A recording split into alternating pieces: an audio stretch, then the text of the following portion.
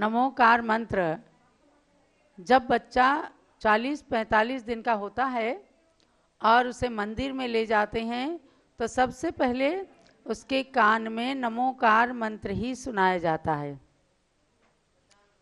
आपके सबके कानों में नमोकार मंत्र सुनाया गया है। जब लो पूज्य गणिनी प्रमुख श्री ज्ञानमती माता जी की। ऐसे नमोकार महामंत्र को नमन करते हुए अब आप सब स्वाध्याय की ओर आ जाएंगे। अभी हम आपको 6 डाला का स्वाध्याय कराने जा रहे हैं। अभी 2 दिन पूर्व ही हम सब ने मिलकर परम पूज्य गणिनी प्रमुख श्री ज्ञानमती माता जी का 70वां आरिका दीक्षा दिवस मनाया है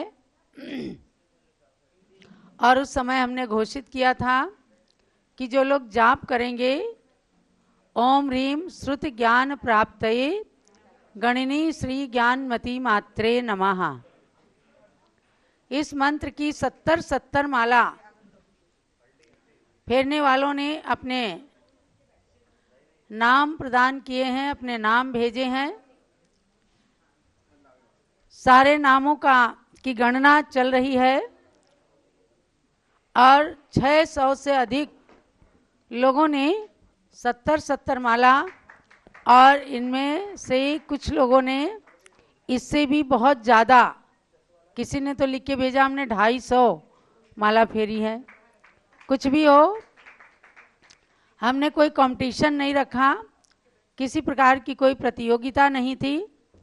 70 माला या इससे ज़्यादा भी माला जिनने भी फेरी उनको हमने गोल्डन माला भेजने का घोषित किया था और वो सब भेजी जाएंगी। ये भी हमने बोला था कि आपको जल्दी नहीं करना है क्योंकि आपकी संख्या के ऊपर है। जितनी संख्या है उतनी मालाएं बनवाई जा रही, मंगाई जा रही हैं और मंगाने के बाद उनका पैकिंग करके भेजा जाएगा। इसमें समय लगेगा, इसलिए ये मत सोचना कि नहीं भेजी जाएंगी, आपको नहीं मिलेंगी, मिलेंगी सबको और सबके लिए भेजी जाएंगी। आज हमारे बीच में बाराबंकी जिले से दरियाबाद नगर से भाई शोभित जैन और अल्पिका जैन आए हैं, सत्य प्रकाश जी के बेटे हैं ना। आइए, इन दोनों ने 70 माला फेरी और आज पूज्य माता जी के दर्शन करने आए, हमें पता चला। तो आइए बड़ी माता जी के हाथ से, माता जी ये जाप, ये सारिका दीपा बहन जी जो हैं उनके चाचा जी के सुपुत्र हैं शोभित जैन, अल्पिका जैन पुत्रवधू। इन लोगों ने माला फेरी 70 माला। 70 माला कम नहीं होती हैं। हाँ माता जी, 24 घंटे के अंदर 70 माला फेरना, इसका मतलब बहुत ही कंसंट्रेशन की आवश्यकता है और उस उपयोग की स्थिरता के साथ में इन्होंने पूज्य गणिनी ज्ञानमती माता की भक्ति करते हुए ज्ञान की प्राप्ति करने के लिए ये माला फेरी। और पति पत्नी ने चूंकि एक साथ ये माला फेरी है, आपके बच्चों को भी खूब अच्छा ज्ञान प्राप्त होगा। तो शोभित जैन और अल्पिका जैन दरियाबाद, इनके लिए बहुत बहुत मंगल आशीर्वाद। आज आपको पूज्य बड़ी माता जी के हाथ से ये माला मिली है। अब हम चलते हैं, ऐसे जो लोग प्रत्यक्ष में आएंगे हम उनको साक्षात भी पुरस्कृत करेंगे और बाकी सब लोगों को मालाएं मिलेंगी। जल्दी नहीं करना, मालाएं मंगा करके और सबको भेजी जाएंगी। तो अब स्वाध्याय की ओर चलते हैं। सरस्वती नमस्तुभ्यं वरदे काम रूपिणी विद्यारंभं करिष्यामि सिद्धिर्भवतु मे सदा। माता सरस्वती के वरदान स्वरूप उनकी छत्र छाया में और सरस्वती की प्रतिकृति, सरस्वती की मूर्ति पूज्य गणिनी प्रमुख श्री ज्ञानमती माता के निकट ही बैठ करके आपको भेद विज्ञान को प्रदर्शित करने वाला स्वाध्याय श्रवण कराती हूँ। तीन भुवन में सार वीतराग विज्ञानता, शिव स्वरूप शिव का नमः त्रियोग संहारिके।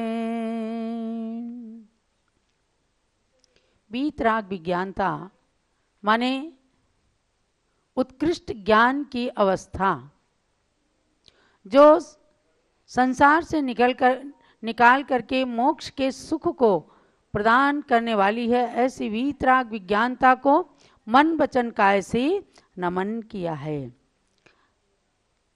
आपने जिन मंदिरों के अंदर पेंटिंग के रूप में कई बार संसार दर्शन का एक चित्र देखा होगा, उस चित्र को आप यहाँ भी देख सकते हैं कि संसार दर्शन, और इसको संसार वृक्ष भी कहते हैं। सुरभि, संसार दर्शन का चित्र, संसार दर्शन का चित्र अर्थात एक बहुत बड़ा पेड़ है और उसकी एक डाली से एक व्यक्ति लटका हुआ है, और उस पेड़ को एक काला काला हाथी अपनी सूंड से लपेटे हुए बिल्कुल ऐसे कि अभी उखाड़ करके फेंकने वाला है। और उस पेड़ की ऊपर की डाल जहां वे व्यक्ति लटका है, उसी डाल को देखो, उस पर एक सफेद चूहा और एक काला चूहा है जो डाल को काट रहे हैं लगातार। और उस डाल के निकट एक देवता अपने विमान में बैठा हुआ है। उस डाल के ऊपर पेड़ पर एक मधुमक्खी का छत्ता लगा हुआ है जिसमें से प्रायः शहद टपकता है। और ये हरा भरा वृक्ष है जिसके नीचे देखें एक कुआं है और उसमें अजगर या सांप अपना मुंह फाड़े ऊपर की ओर देख रहे हैं। इसमें आपको सांप ठीक से नहीं दिख रहे हैं, नीचे सांप हैं। कहीं 4 सांप दिखाते हैं, कहीं 5 सांप भी दिखाते हैं। और इस संसार वृक्ष के माध्यम से संसार के दुखों को, चूंकि प्रकरण चल रहा है संसार के दुख और विशेष रूप से तिर्यंच गति के दुखों की बात चल रही है, यानी संसार इस वृक्ष पर जो व्यक्ति उसकी डाल को पकड़ करके लटका हुआ है, ये व्यक्ति कोई और नहीं है, ये हम सब के प्रतीक में उस व्यक्ति को दिखाया गया है। आप समझ ले, मैं इस डाल पर टंगा हुआ हूँ, इस डाल को पकड़ करके लटका हुआ हूँ। तो क्या होता है कि इस डाल के माध्यम से जो व्यक्ति है वो संसार के अंदर दौड़ रहा है, भाग रहा है, और काल का एक हाथी हमें दौड़ा रहा है। दौड़ते दौड़ते जब मैं हाथी से नहीं बच पाऊंगा ये सोच करके मैं पेड़ की एक डाली से जल्दी से जाके लटक जाता हूं कि हाथी पेड़ के ऊपर नहीं चढ़ पाएगा, मैं बच जाऊंगा। तब वो हाथी दौड़ते दौड़ते जा करके उस पेड़ के तने को एकदम पकड़ लेता है। अब क्या होता है कि मैं चाहता हूं कि कोई मुझे बचा ले, कोई मुझे बचा ले। तो एक देव अपने विमान से वहां आता है और वह कहता है, चलो मेरा हाथ पकड़ो, मैं तुम्हें सुख में ले चलूंगा, मैं स्वर्ग के सुखों को दिलाने के लिए आया हूं। वह सोच रहा होता है कि हाँ, हाथ पकड़ने के लिए तैयार होता है देवता का, कि मैं किसी तरह से देवता का हाथ पकड़ लूं। तो हाथी ये जो पेड़ को हिला रहा है, किसी भी समय मैं गिर सकता हूं। नीचे देखता है तो बड़ी बड़ी सांप वहां पर है। जैसे नीचे गिरूंगा तो कोई ना कोई सांप या तो अजगर है तो मुझे निगल जाएगा, या सांप मुझे काट लेगा, मैं बच नहीं पाऊंगा। जैसे देवता का हाथ पकड़ता है तो एकदम क्या होता है कि ऊपर के मधुमक्खी के छत्ते से शहद की बूंद निकलती है और वो उसके मुंह के अंदर चली जाती है। तो शहद की बूंद कैसी लगती है? मीठी लगती है ना। तो बस शहद की बूंद मीठी मीठी लगी तो फिर व्यक्ति ने सोचा अरे इतना मीठा मीठा मिल रहा है, फिर एकदम वो दुखों को भूल जाता है। कहता अच्छा अभी आता हूँ, अभी एक बूंद और, एक बूंद खाली और चख लूं। तो देवता सोचता है कि मैं इसके लिए कितनी देर इंतजार करूंगा, वो अपने स्थान पे चला जाता है। वो कहता है कि तुम तो संसारी हो, तुम तो यहीं रहोगे, चाहे कितना ही हो जाए, दुख मिल जाए। फिर वो देखता है कि जिस डाल को मैंने पकड़ रखा है ये इसको सफेद और काले चूहे काट रहे हैं। माने दिन, सफेद चूहा जो दिन का प्रतीक है और काला चूहा रात का प्रतीक है। माने दिन और रात मिलकर के सप्ताह, पक्ष, महीना, वर्ष, युग ऐसे निकल जाते हैं और धीरे धीरे करके व्यक्ति की आयु समाप्त हो जाती है। तो वह व्यक्ति संसार के वृक्ष पर टंगा हुआ डर भी रहा है, लेकिन यहाँ के विनश्वर क्षणिक सुख रूपी शहद रूपी सुख को भोगने के लिए बेचारा उस तने को छोड़ भी नहीं पाता। तो संसार हो गया वृक्ष। इस वृक्ष को संसार का रूप प्रदर्शित करके दिखाया है, जहां पर 4 गतियों के नीचे कुएं में सर्प दिख रहे हैं और 5 सर्प जहां दिखाएं तो समझो 5 परिवर्तन रूप संसार का दर्शन करा रहे हैं। द्रव्य, क्षेत्र, काल, भाव और भव रूप जो 5 परिवर्तन संसार है, उस 5 परिवर्तन के संसार में मुंह बाए हुए एकदम 5 परिवर्तन कराने के लिए हमें तैयार बैठे हैं। लेकिन हम हैं कि एक एक इंद्रिय सुख की शहद की बूंद मुख में पड़ जाती है तो हम सब कुछ भूल जाते हैं। तो इस प्रकार से देवता माने वह गुरु, जिसके लिए पहले ही छेड़ाला की पंक्ति में कहा है कि कहें सीख गुरु करुणाधार। गुरु जो है वे देवता के रूप में हमें संसार के अंदर सच्चे गुरु के रूप में जो मिले हैं। कहते हैं हे संसारी प्राणी, तू अणुव्रत धारण कर ले, तो अष्टमूल गुण धारण कर ले, देख तुझे पापों की ओर नहीं जाना है, पुण्य की ओर आना है। तो उन्हें समझाते हैं। और जब व्यक्ति नहीं समझ पाता तो गुरु कहाँ तक करेंगे? फिर उसके भाग्य पर कि भाई जो कुछ तेरे भाग्य में होगा वह तुझे सहन करना पड़ेगा। फिर कभी अगर वो गुरु का हाथ पकड़ लेता है तो समझो देवता उसे विमान पर बैठा करके स्वर्ग के सुख की ओर ले जा रहे होते हैं। नहीं समझता तो नीचे किसी भी गति में गिर करके चला जाता है। ऐसे संसार के क्षणिक सुख को भी आचार्य कहते हैं कि ये दुख ही दुख हैं। ये शहद की बूंद आपके मुख में पड़ी, इसके कारण आप उस वृक्ष की डाल को नहीं छोड़ना चाहते हो, तो दिन और रात रूपी जो सफेद और काले चूहे हैं वे एक ना एक दिन आपके जीवन की डाल को काट डालेंगे और जीवन समाप्त हो जाएगा। काल रूपी हाथी तो इस पेड़ को हिलाने में लगा ही है, सबके साथ काल आता है। तो ऐसा कौन सोच सकता है? केवल मनुष्य इस संसार वृक्ष को देख करके चिंतन कर सकता है। लेकिन यहाँ हम तिर्यंच गति के दुखों की ओर बढ़ रहे हैं कि निगोद से लेकर एक इंद्री की पर्याय से लेकर कभी पेड़, कभी पौधे, कभी अग्नि, कभी जल, कभी वायु का एक जीव, कभी वनस्पति का एक जीव, इनमें हमने पर्याय धारण की। फिर कभी लट, कभी पिपी चींटी, कभी भौरा, कभी बिच्छू, कभी सांप, इन पर्यायों की अवस्था को हमने प्राप्त किया तो वहाँ केवल दुख ही दुख भोगे। तो अब हम 8वें छंद पर आते हैं। पहले आपने जाना कि अगर पंचेंद्री पशु भी हो गए और बड़े बलवान हो गए तो दूसरे प्राणियों को मार मार के खाया, कभी निर्बल हो गए तो दूसरे प्राणियों के द्वारा मार मार करके खाए गए। अब 8वें श्लोक के अंदर आइएगा आप। बध बंधन आदि के दुख घने, कोटि जीव ते जात न भने, अति संक्लेश भाव ते मरियो, घोर स्वभ्र सागर में पर्यो। दुख तो बहुत हैं, लेकिन शब्द अपने सीमित हैं।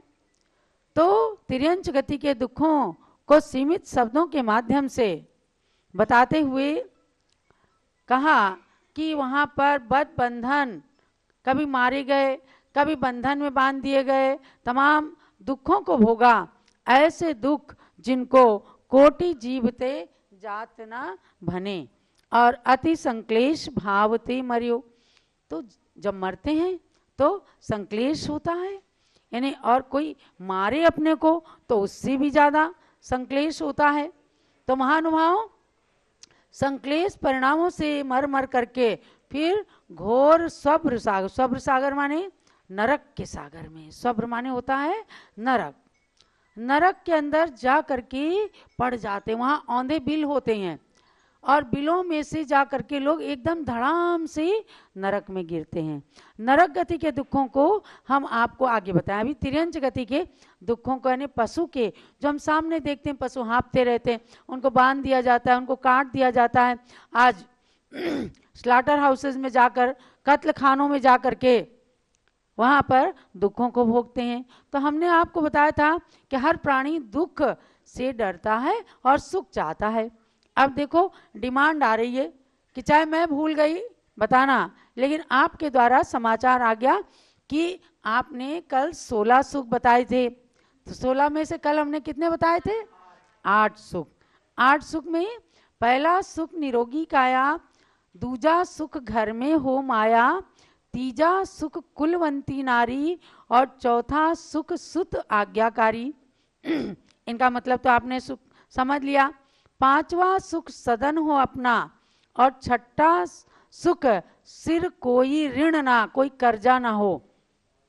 7वां सुख चले व्यापारा, 8वां सुख हो सबका प्यारा। सबके प्यारे बन करके लोग रहना चाहते हैं। आप अच्छे काम करेंगे, उपकार करेंगे तो सबके प्यारे बन जाएंगे। अब चलिए 9वें सुख की ओर चलते हैं। 9वां सुख भाई व बहन हो। देखो ये सुख तो अब संसार से बिल्कुल खत्म होने वाला है, क्योंकि अब एक एक बच्चे होते हैं। किसी के 2 बच्चे हुए तो समझो कम से कम भाई बहन होने का सुकून तो मिल गया। लेकिन चाचा ताऊ मामा मामी ये सब रिश्ते खत्म हो जाएंगे। तो 9वां सुख भाई और बहन हो, 10वां सुख बैरी न स्वजन हो।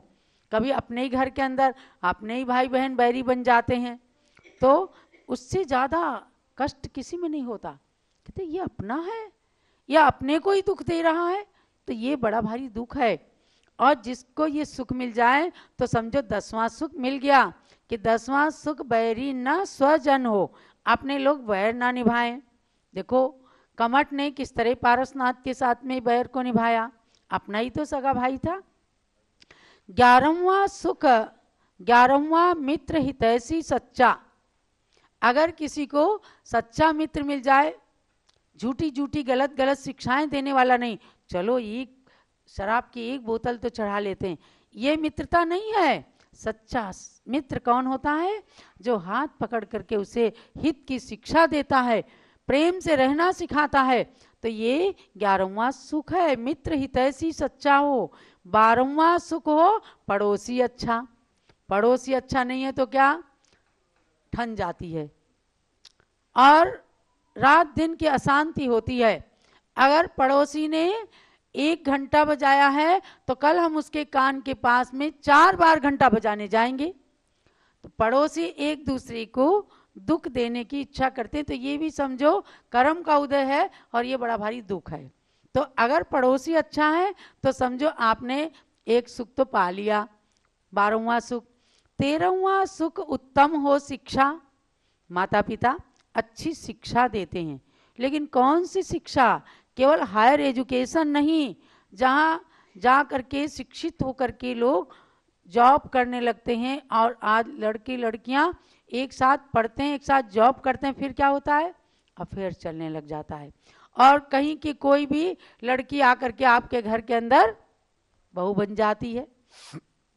ऐसी नहीं, अच्छी शिक्षा, शिक्षा माने क्या है कि जो अच्छी शिक्षा, अच्छे गुरु के द्वारा जो शिक्षा मिली है वह अच्छी शिक्षा कहलाती है, जिसके द्वारा घर अच्छा चले, व्यापार में कुशल हो, वह पढ़ने वाला विद्यार्थी। तो अच्छी शिक्षा। 14वां सदगुरु से दीक्षा। सच्चे गुरु से दीक्षा माने दीक्षा केवल पिच्छी ले लेना ही दीक्षा नहीं है, मूल गुणों के सदगृहस्थ की भी दीक्षा होती है। माने अच्छे से रहना, माता पिता के प्रति कर्तव्य, परिवार के प्रति कर्तव्य का पालन करना, ये सदगुरु से पाई हुई दीक्षा का फल होता है। और सच्ची दीक्षा धारण कर ले फिर तो कहना ही क्या, संसार से तिर जाएंगे। 15वां सुख साधु समागम। सब मिल गया, साधु के पास जाने की इच्छा नहीं होती। अरे महाराज का तो धंधा है, आते हैं जाते हैं, बस उनके पास जाओ तो कुछ ना कुछ त्याग कराने लगते हैं। आप बताओ कि अपना व्यापार तो सबको अच्छा लगता है। अगर हमने आपसे कह दिया आलू का त्याग कर दो, रात्रि भोजन का त्याग कर दो, तो इसमें बुरा मानने की क्या बात है, हमारा तो व्यापार है। आप भी अपना व्यापार अच्छा चलाना चाहोगे। तो साधु समागम, अच्छा लगना, ये भी बड़ा सुख है। नहीं तो कोई तो नियम ले रहा है और कोई बेचारा उसकी निंदा कर रहा है। अरे ये तो जहाँ जाता है वहीं कुछ ना कुछ नियम लेने लगता है, ऐसे थोड़ी नियम लिए जाते हैं। ये नहीं, साधु समागम से कर्तव्य की शिक्षा मिलती है, साधु समागम से सदगृहस्थ के कर्तव्य पालन करने की शिक्षा मिलती है। इसलिए साधुओं का समागम अगर अच्छा लगता है तो समझो वो भी एक आपका सुख है। और 16वां संतोष बसे मन। 15वां सुख साधु समागम, 16वां संतोष बसे मन। देखो सबसे कहते हैं जब आवे संतोष धन तो सब धन धूरी समान। संतोष जब व्यक्ति के अंदर आ जाता है तो वो सारा धन फिर उसके लिए धूल के समान होता है। वरना चक्रवर्ती जैसा वैभव में मिल जाए पर इच्छाएं तो बनी ही रहती हैं, असंतोष बना रहता है। उसके पास इतनी बढ़िया गाड़ी है तो मेरे पास क्यों नहीं, यह असंतोष बना रहता है। और ये 16 सुख हैं। 16 सुख ये होते भविक जन, जो पावे सोई धन्य हो जीवन। अब ये 16 सुख सारे के सारे मिल जाएं फिर तो कहना ही क्या है। चक्रवर्ती को 16 सुख मिलते हैं, तीर्थंकर भगवान के जीवन में तो अनंत सुख रहते हैं, इसलिए कि उन्होंने सारे दुखों के कारणों को समाप्त कर दिया, इसलिए सुख ही सुख। अरे इंद्र तो बैठा है उनके लिए किंकर बन करके, और अगर आपके पास ये सुख आ जाते हैं 16 सुख में से थोड़े से भी सुख, तो कितना मान गुमान करने लगते हैं। अरे मुझे तो ज्ञान मिल गया, मेरा तो शरीर स्वस्थ है, मेरे पास तो धन है, मैं तो सुंदर हूँ। ऐसे न जाने कितने घमंड कर कर के आगे के लिए दुख का रास्ता खोलते हैं। ये समझ लेना आप, ये सुख मिलते हैं तो बड़े पुण्य के उदय से सुख मिलते हैं। हमने आपको ये 16 सुख बता दिए हैं, उसके साथ आप समझना कि ऐसे सुख मिलते हैं वे भव्यात्मा होते हैं। और जब वे मिल जाए तो अपने जीवन को धन्य धन्य समझ लेना। फिर दुख को प्राप्त करने की कोशिश या उसके उपाय मत करना, वरना लोग दुख चाहते तो नहीं है लेकिन दुख के साधन को सदा जुटाते हैं। चाहते नहीं मुझे दुख मिले लेकिन झूठ बोलते हैं, चाहते नहीं मुझे दुख मिले, मेरे को कोई सताए, लेकिन दूसरे जीवों को सताते हैं। इसलिए सुख पाना है तो दूसरों को सुखी रखना पड़ेगा।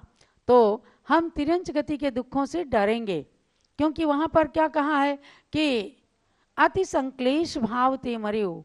जब वो मरने लगते हैं या जब उन्हें कोई मारने लगता है तो कितना दुख होता है। ने तिर्यंच गति के दुखों को कहा कि कोटि जीव ते ना जात न भने।